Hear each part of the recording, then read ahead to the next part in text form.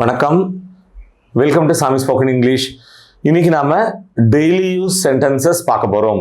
Number 1, நான் கேட்டது எனக்கு கிடைக்கல. எப்படி சொல்லுவோம் இது இங்கிலீஷ்ல? I did get what I asked for. I did get what I asked for. Next பார்க்க போறோம். நான் எப்ப என்ன கேட்டாலும் அது எனக்கு எப்பயுமே கிடைக்கும். இது எப்படி சொல்லுவோம் இங்கிலீஷ்ல? I always get what ever I want. I always get whatever I want. நல்லா கவனிங்க. வாட் எவர்னா என்னென்னலாமோ அது என்ன கேட்டாலும் அப்படின்னு அர்த்தம். நெக்ஸ்ட் பார்க்கலாம். என்கிட்ட பணம் கேட்காத. Don't ask me for money. Don't ask me for money. ஒரு யூஸ்ஃபுல் ஃப்ரேஸ் கற்றுக்கலாம். என்னது? Ask after. என்ன அர்த்தம்? யாரையாவது விசாரிச்சதா சொல்லுன்னு சொல்லுவோம். அவங்க உடம்பு எப்படி இருக்காங்க, வேலை எப்படி போயிட்டு இருக்கு, பொதுவாக எப்படி இருக்காங்க அப்படின்னு விசாரிக்க சொல்லுவோம் இல்லையா? கேட்போம் இல்லையா? அவங்கள பற்றி என்கொயரி பண்ணுவோம் இல்லையா? அதைத்தான் ஆஸ்க் ஆஃப்டர்னு சொல்கிறோம். Let's in example. அவ உன்னை பற்றி எங்கிட்ட நிறையா தர நீ எப்படி இருக்க, உன்னோட உடம்பு எப்படி இருக்கு, வேலை எப்படி இருக்கு, பொதுவாக நீ எப்படி இருக்குன்னு விசாரிச்சா. She asked after you several times. She asked after you several times. Next பார்க்க போறோம். நெக்ஸ்ட் என்ன? நம்பர் 2, மனசு அலை பாஞ்சுக்கிட்டே இருக்கு. Mind is wandering. Mind is wandering. So வாண்டர்னா ஒரு இடத்துல நிலையா இல்லாம அப்படியே சுத்திக்கிட்டே இருக்கிறது. நெக்ஸ்ட் பார்க்கலாம். மனசை அலைப்பாய விடாத. எப்படி சொல்றது? Don't let your mind van der. Don't let your mind van der. என்னோட மனசு திரும்பவும் அலப்பாய ஆரம்பிச்சிருச்சு. My mind has begin to van der again. My mind has begin to van der again. Next பார்க்க போறோம். நம்பர் 3, மனசு, ஏன் மனசு வேற எங்கேயோ இருக்கு. எப்படி சொல்லுவோம்? Mind is elsewhere. Mind is elsewhere. என்னோட மனசுல உள்ளதை மழுப்பாம, பயப்படாம, தயங்காம உள்ளது உள்ளபடி நான் சொல்லணும். I must speak my mind. I must speak my mind. நல்லா கவனிங்க. ஸ்பீக் யுவர் மைண்ட் அப்படின்னா உங்களோட மனசுல உள்ளதை மழுப்பாம, தயங்காம, பயப்படாம உள்ளது உள்ளபடி சொல்றதுன்னு அர்த்தம். நெக்ஸ்ட் பார்க்கலாம்.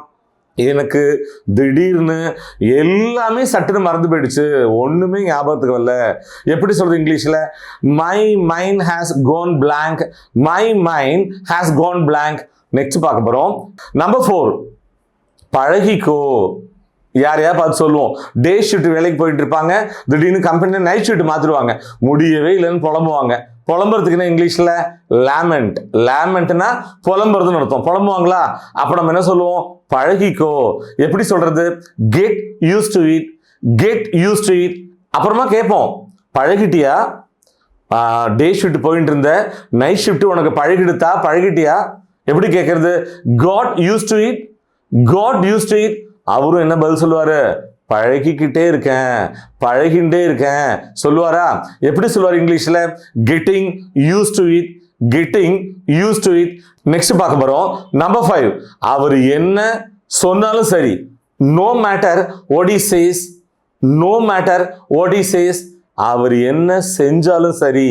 No matter what he does. No matter what he does. Next பாருங்க.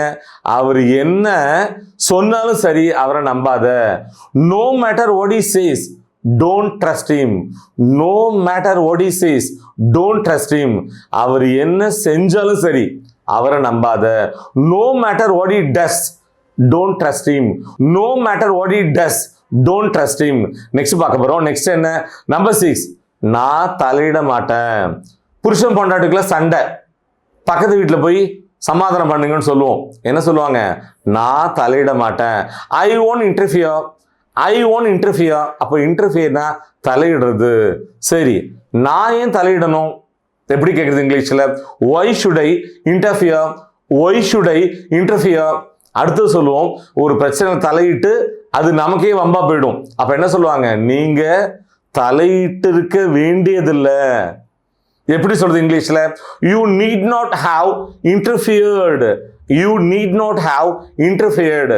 நாமளும் சொல்லுவோம், ஆமா நான் தலையிட்டு இருக்க கூடாது. தலையிடக்கூடாது அல்ல, அந்த வித்தியாசத்தை தான் நீங்க புரிஞ்சுக்கணும். நான் தலையிட்டு இருக்க கூடாது. எப்படி சொல்றது? I shouldn't have interfered. I shouldn't have interfered. இன்னொருத்தர் சொல்லுவாரு, என்னால தலையிட்டிருக்க முடியும். வித்தியாசம் கவனிங்க. என்னால தலையிட முடியும் அல்ல, என்னால தலையிட்டிருக்க முடியும். எப்படி சொல்லுவோம் இங்கிலீஷ்ல இதை? I could have interfered, I could have interfered. So இந்த லெசனோட லாஸ்ட் லெக் வந்துட்டோம். நம்பர் 7, இது ரொம்ப நாளா செய்ய வேண்டியது. ஒரு ரூமை சுத்தம் பண்ணணும்னு நினைச்சுட்டு இருப்போம், கடைசியா செஞ்சுட்டு என்ன சொல்லுவோம்? இது ரொம்ப நாளா செய்ய வேண்டியது. எப்படி சொல்லுவோம் இங்கிலீஷ்ல? It is long overdue, it is long overdue. நான் வாடகை ரொம்ப நாளா கொடுக்காம இருக்கேன், என்னோட வாடகை ரொம்ப நாளா நிலுவையில் இருக்கு, என்னோட வாடகை ரொம்ப நாளா கொடுக்கப்படாமல் இருக்கிறது. எப்படி சொல்றது? My rent is long overdue, my rent is long overdue. My dear viewers, daily use sentences இந்த வீடியோ உங்களுக்கு ரொம்பவே ஹெல்ப்ஃபுல்லாக இருந்திருக்கும்னு நாங்கள் நம்புகிறோம்.